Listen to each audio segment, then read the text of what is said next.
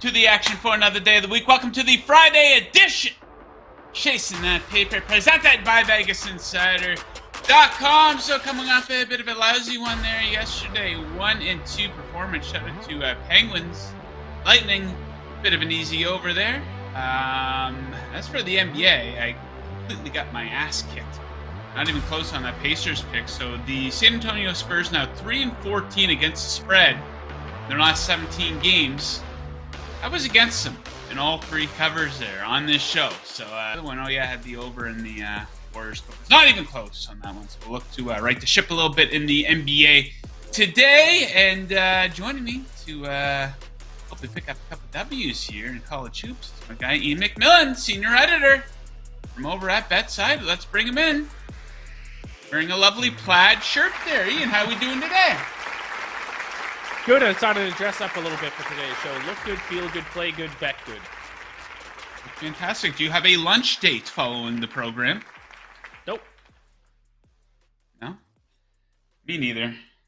Snow day up here for youngsters. So my kids, my one son who's in kindergarten, is off school today. So we're going to go build a snow fort and do a snowman and get into that nonsense.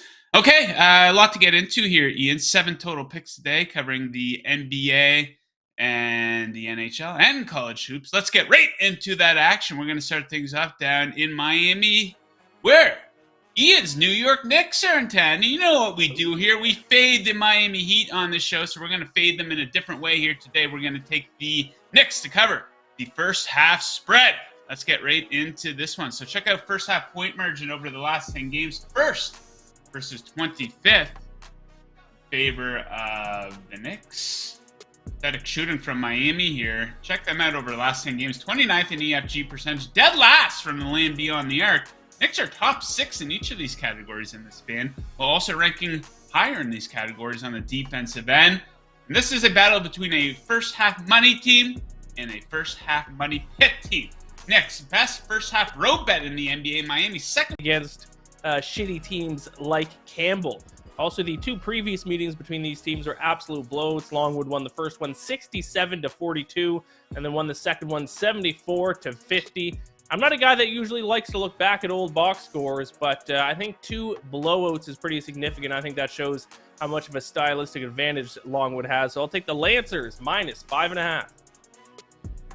All right, right back to the NBA. Kevin Durant and the Phoenix Suns in Chicago. Interesting game here. Total of 223.5. Give me the under in this one. So some standout defensive play from each of these teams here lately. Check them out. Last 10 games, 2nd and 6th in opponent EFG percentage, 2nd and 3rd in points allowed per 100 possessions. 1st and 2nd in points allowed in the paint as well. Great interior defense from each of these teams.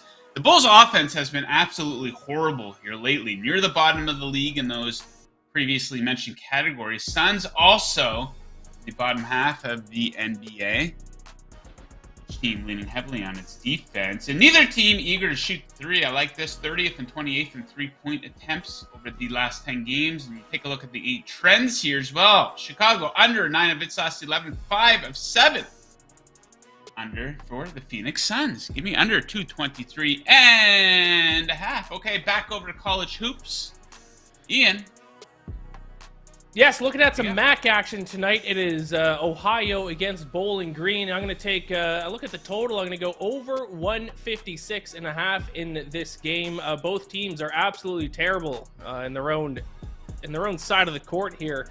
278th and 324th in defensive efficiency. And then if we look at opponent floor percentage, which is the percentage of your opponent's possessions that result in at least 1 point being scored, 280th and 331st. Gotta love that. And also, the last time these two teams played, there were 167 total points scored. That's 10 more points than what we need for tonight. And it's not even like either team shot the lights out. Neither team shot above 50% from the field. Actually, one of the 2 teams just shot 44.3%. So those are pretty basic shooting numbers for these teams, and it still went way over the total. So I'll take the over again tonight. Well, over 156.5 between Bowling Green and Ohio. Okay, next up, interesting game here in the West Coast. 2 of the best teams here in the Western Conference. I don't suppose it's not the West Coast if it's in Denver. But yeah, we got the Grizzlies in town. I'm going to take the home team Nuggets to cover the -4.5 point spread. So check out Memphis. They're absolute trash on the road here this season. One of the worst road bets in the NBA at 10-19-1 ATS. 8-1 straight up in their last 9 on the road.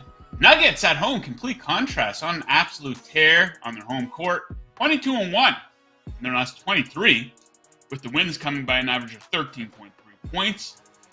They are the best home bet in the NBA, especially strong lately, covering in 6 straight versus some quality competition. And speaking of quality competition, Memphis no-shows versus quality competition. They're not an underdog very often, but they're not a good bet when they are. 3-8 ATS as an underdog this season. That's the worst cover percentage as a dog in the NBA. 1-8 ATS as a road dog this season. Give me the Nuggets -4.5. Right, Ian, your final pick. What do you got? Yeah, looking at the Mountain West for my final pick, I'm going to take New Mexico, the Lobos, as small favorites against Colorado State, -2 in this matchup here. Lobos should be able to attack the Rams down low in this matchup. They're 12th in the country in two-point shot rate. 72.6% of their shots come from two-point range. Colorado State all the way down to 244th in opponent two-point field goal percentage. Earlier, I brought up opponent offensive floor percentage scoring at least 1 point on 52.7% of their possessions. That is because they're a great team at drawing fouls. They're inside the top 20 in college basketball in opponent fouls per game.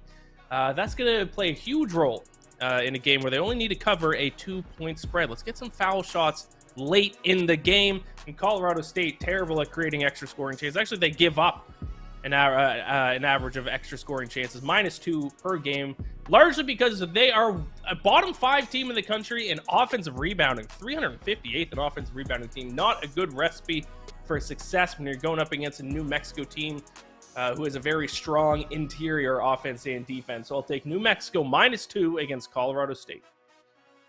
Okay, New Mexico. Next up, we're going to hit the ice, my favorite puck pick of the night. It is an underdog, a small one. We're up to Anaheim for this one. We're Les Montreal Canadiens. And I'm going to take those Canadians coming in at +105. So the Anaheim Mighty Ducks, quite simply, are a disgrace. There are very few situations where they should be favored, and this isn't one of them. Versus a Montreal team that's, quite simply, a better hockey team. You dig into the analytics, Montreal comes out ahead over the last 10 in Corsi for percentage, expected goals for percentage, and high danger chances for percentage. Anaheim is dead last in all of those categories, so actually every team in the league comes out ahead of them in those situations. They're just awful everywhere, especially defensively. You might be scared off by second game of a back-to-back situation for Montreal. They lost last night to the Kings.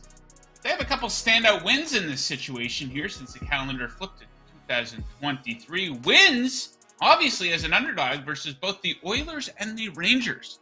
So give me Montreal to take care of business tonight. And Anaheim. All right, guys, we're going to cut the show a little short here today, having some type of a connectivity issue. But Ian and I will be right back with